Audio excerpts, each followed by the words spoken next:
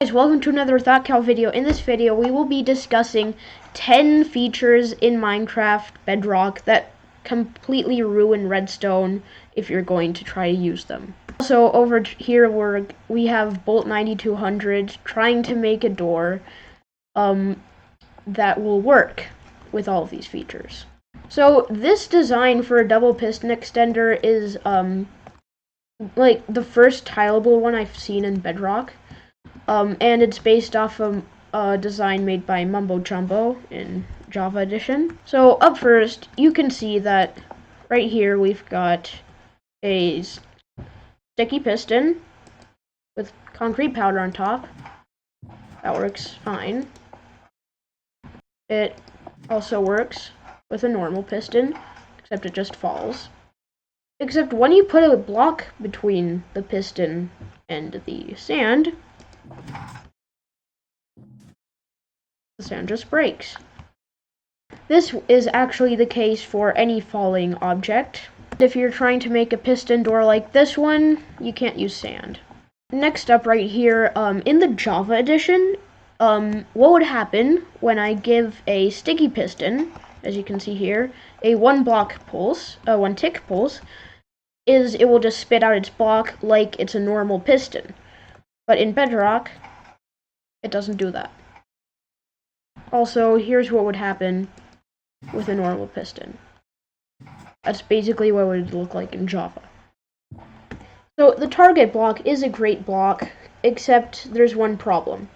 In Java Edition, it is a full block, which means that it is basically a block where if a redstone signal goes through it with a repeater,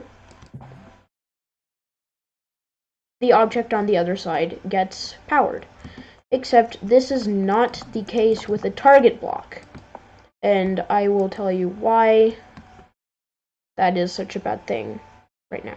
As you can see right here, the target block is a full block that actually redirects redstone into it. The same goes for a block of redstone, or just normal redstone. As you can see, they flow into each other, like so.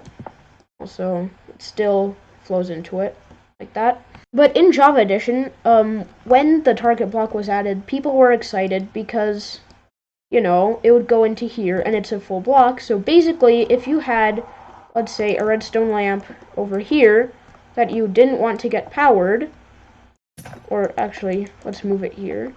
So it doesn't get powered because this takes the redstone signal and moves it here. But unpowered levers will do the same thing too, except they need a block to be on top of, and sometimes you don't get those. But as you can see here, if we're trying to build a compact redstone circuit, and we want to place redstone torches here because we want them to get powered instead of this lamp, and we just want to take the redstone signal and move it here. Still in Bedrock, we need to use a redstone repeater that does the job for us, which will then go into a normal block, which will then work. But that also does make the circuit a lot bigger. But as we can see here, Bolt needs to go, and he had just finished this lovely door. Oh, okay, that closes it. Oh. Okay. I like that. And then this closes it. Yeah. And that opens it. Very nice. Thank you, Bolt, for this demonstration of your new double piston extender. So, I am kind of sad that the target block isn't a full block, but I guess we'll have to deal with it. Quasi-connectivity, or quasi, I don't care how you call it, but it's one of the things some people are happy is not in Bedrock, and some people are sad. So, basically, the way this works is, things are getting powered when they're not supposed to. So, right here, in Bedrock, this all works properly. everything is working. But in Java, when this is right here, it thinks it's supposed to be getting powered.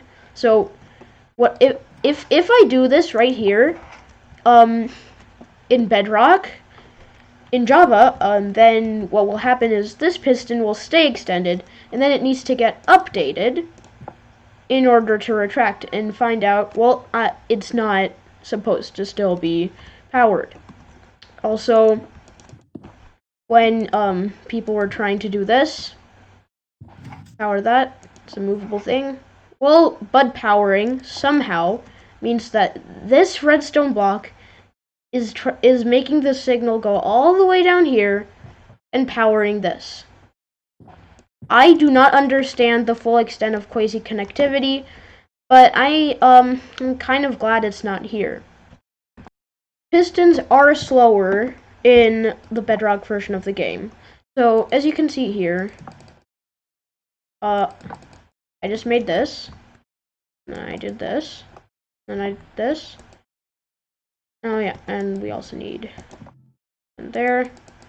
This is basically how you make a double piston extender. See, that works. So, I'm not going to explain how this works, even though it's very simple, but what I'm doing right here is, see how I need an extra repeater over here? Well, that's because redstone and bedrock and pistons are just a bit slower.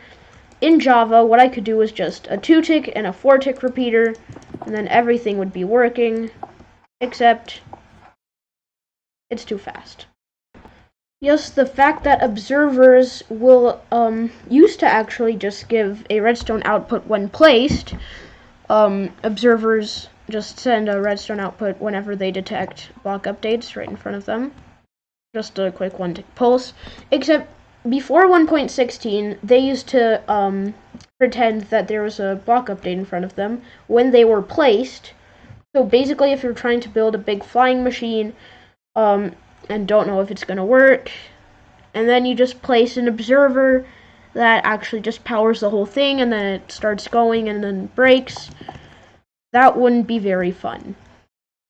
And there you have it. Those are a few things that I think, that a few features in Bedrock Edition that I think kind of ruin redstone. I wish we had them in Bedrock, and I hope they come. So that's it for today. I hope to see you in the next video. Goodbye!